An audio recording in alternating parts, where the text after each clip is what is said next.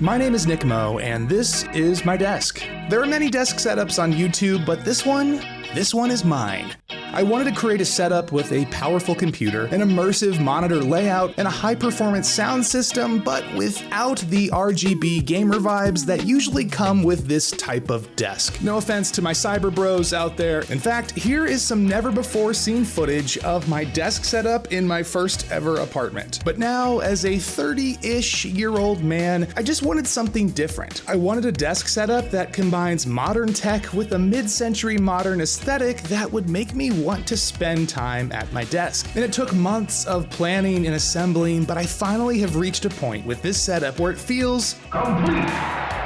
So I figured it was time to give you guys a full tour of this desk setup. Not just my keyboard or the macro pad. This video is a deep dive. I'll show you how I built this custom desk, my thoughts on this massive 62-inch monitor setup after 6 months of daily use, and all of the little accessories and pieces of gear that make this my favorite desk setup I've ever built. We've come a long way, boys. Welcome back to Work From Hype. A portion of this video is sponsored by SquareSpace. Let's kick things off with my custom-built desk. When I moved into this office space, I knew I wanted to go big, and I went as big as possible. So I'm here picking up my desktop at an IKEA warehouse. I had to borrow a truck. This thing is so big, I had to borrow a family member's truck, but we made it.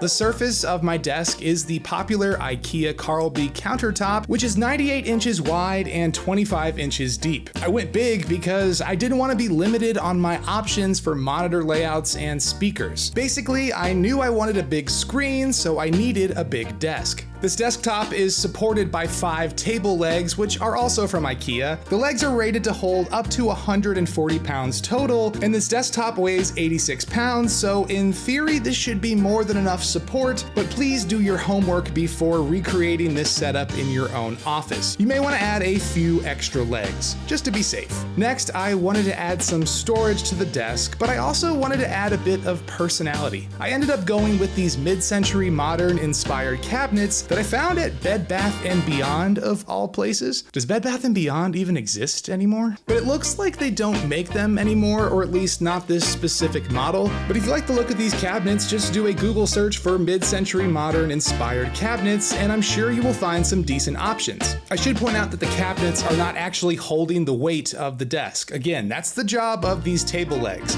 The cabinets are here for storage, but because they're the same height as the legs, they do add a bit of stability. With these 5 legs and 2 cabinets underneath the surface, my custom desk feels rock solid. And overall, I'm really happy with how it turned out. Next, let's talk about my PC, or lack thereof. Longtime Work From Hype viewers will know that I used to rock an Alienware desktop as my main PC, but with this new desk, I made the jump to Mac OS. This was a huge change for me. I've been a PC guy for most of my life, but for the past 6 months, I've been doing all of my work on this M2 Mac Studio. And I gotta say, it's been awesome. And I'm sure this will spark some fires in the comment section, but as a longtime Windows user, I just have to say it. I think Apple Silicon was a game changer, especially for lazy creative people like me who want a powerful computer that requires no maintenance or effort on my part. The Mac Studio just works. It shreds whatever video format I can throw at it, and I don't have to use smaller files or work in lower resolutions anymore. This M2 Max chip lets me turn that part of my brain off and just focus on making stuff. And yes, this is an expensive computer, and Apple is awful when it comes to upgrades and repairs, but maybe it's just because I'm getting older and I have less time to tweak and upgrade my computer, but I think I'm okay with this trade-off. I don't mind paying a premium for a device that works this well for my workflow. That said, the gaming situation on macOS is still a huge bummer. 本日ここで皆さんにご紹介できることを Thanks, Kojima-san. And there are still programs that I use occasionally that only run on Windows. So I still have a Windows machine set up in my office, it's just not my daily driver.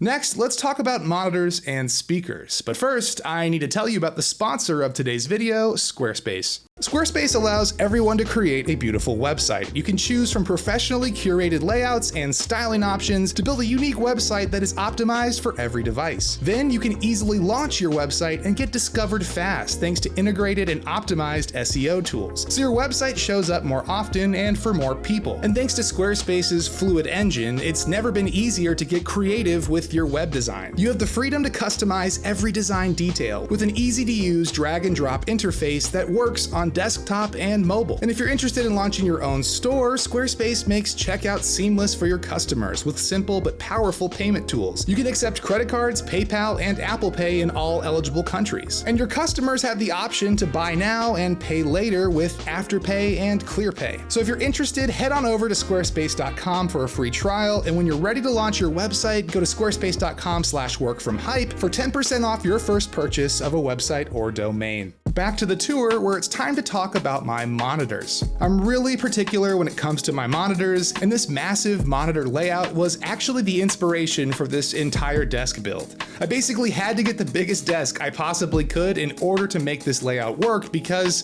it's big.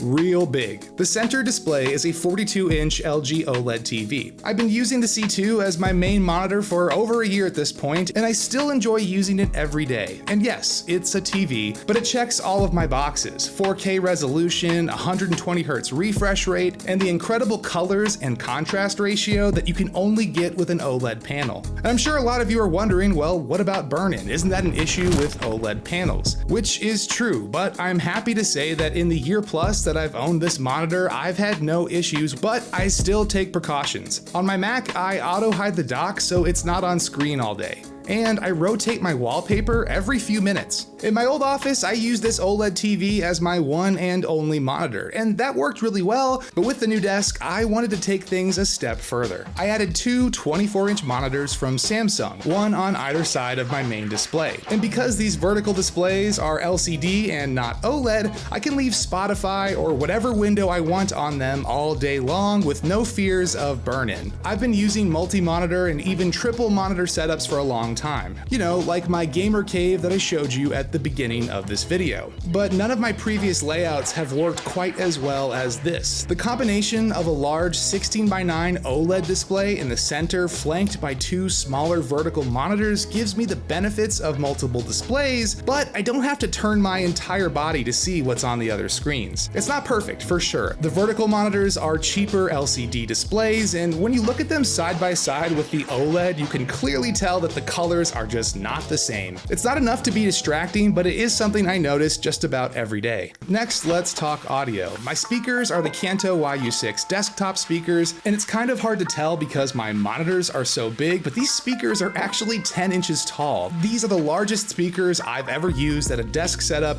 and I've mounted them to the wall at the height of my ears, which makes a big difference. If you've never done this before, I highly recommend it. There's a good chance the speakers you already have can sound much better if you raise them to ear height. One thing I'm not thrilled about is just how tilted these speakers look on camera. My monitor setup is so wide that I had to tilt these speakers inward at a 45-degree angle so that they project sound towards my listening position. And it does look a bit silly on camera, but in person they sound incredible. And because these are desktop speakers and not home theater speakers, you get some nice features like automatic power control. Oh, and I should mention, if you use speakers like these and have a TV as your monitor, well, you will start to collect remotes on your desk. No, it's not the end of the world, but if you don't like clutter on your desk, these remote controls could be a deal breaker.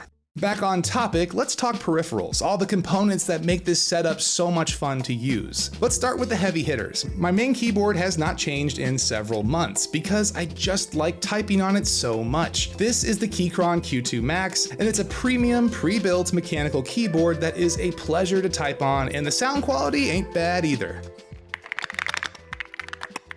Another component that's been unchanged for essentially 2 years now is my mouse. This is the MX Master 3S in white, and it is still the undefeated king of productivity mice in my opinion. In my last video, I actually modified this mouse with some custom sliders or mouse skates, which did improve the performance just a little bit, so check the link in the description below if you're curious to learn more. On the left side of my keyboard is the Keychron Q0 numpad. I made an entire video about this numpad because, spoiler alert, it's ridiculous. It's a premium all-metal numpad that is completely over-engineered, and it's endlessly customizable. This thing probably shouldn't exist, but I'm glad it does. And it matches my keyboard, so it's lasted quite a long time in the accessory slot on my desk. Whoa, wait a minute. Accessory slot? What does this mean? Well, I'm referring to the official Work From Hype desk mat, which is divided into 3 slots, which showcase your mouse, keyboard, and whatever other devices you use daily. There's a link in the description below if you want to pick one up for your own setup, and thanks to all my dogs who have already purchased one. I see you and appreciate you. Next, let's talk headphones. My daily driver headphones at this desk setup are the Sony XM5s. The sound quality is phenomenal, they're comfy all day long, and when I need it, they have excellent noise canceling. However, noise canceling headphones aren't the best for mixing and mastering audio, so I also keep a pair of wired headphones nearby. And if you caught my last video, you will know that I recently added this headphone switch to my desk. There are 2 buttons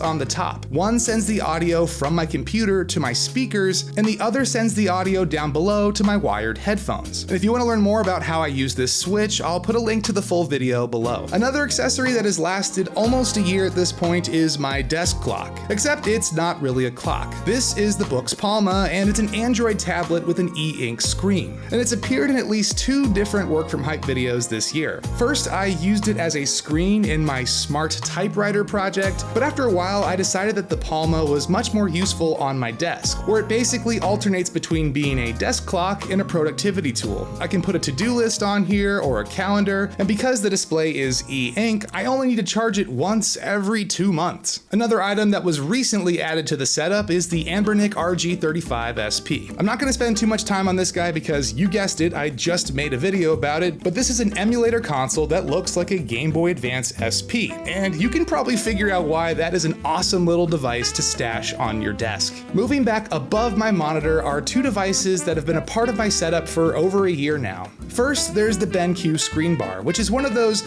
once you get it, you never go back type of gadgets. I use this light every single day. Without it, my desk feels dark, and it turns on automatically when I turn on my monitor. Enough said. On top of the screen bar is my webcam. This is the Insta360 Link, and this was actually sent to me last year to do a sponsored segment in one of my videos, but this webcam is so useful that I've actually kept it in my setup ever since. For me, the big feature is that this camera can give me an instant top-down shot at my desk, which I use in a ton of videos. So if you need to record footage of your desk or a table, but you don't want to mount a real camera over your head, the Link is an excellent option. To finish this tour off, I have to make a confession. I started this video off by saying I'm a grown man who gave up his RGB gamer days, but that wasn't entirely true. My office is actually full of RGB lights. It's just that they only come out at night. I have an RGB light behind each of my monitors. I have 3 Philips Hue play bars, and during the day I use them as bias lights. I add additional light behind my monitors to reduce strain on my eyes, but in the evenings they get a bit more colorful and they add a lot of ambiance to my desk setup. I could keep going and tell you guys all about my shelves full of stuff that I like, or that I use artificial plants because this office is in a basement and I've killed far too many innocent plants, but I think I'm going to end it here. I will try to put links to absolutely everything I mentioned in this video in the description so you can learn more, and I hope this video was helpful in coming up with some ideas for your own desk setup. As always, my name is Nick Mo. Thank you guys for watching Work From Hype, and I will catch you in the next one.